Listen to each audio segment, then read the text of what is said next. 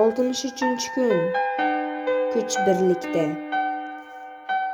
Bir kishining 3 o'g'li bo'lib, hech kelisha olmasdi. Bir kuni haligi kishi o'g'illarini chaqirib, qo'llariga bittadan cho'p berdi. So'ng ularga cho'pni sindirishni buyurdi. Yigitlar cho'plarni hech qiynalmay sindirishdi.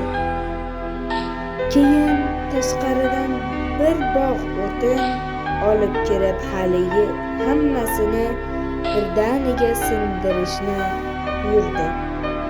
Uchovi ham harakat qildi, lekin uddalay olishmadi.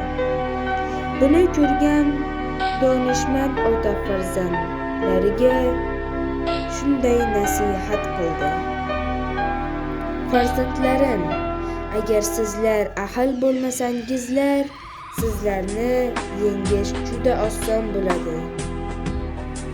Ahillik sizga xotirjamlik, baxtni keltiradi.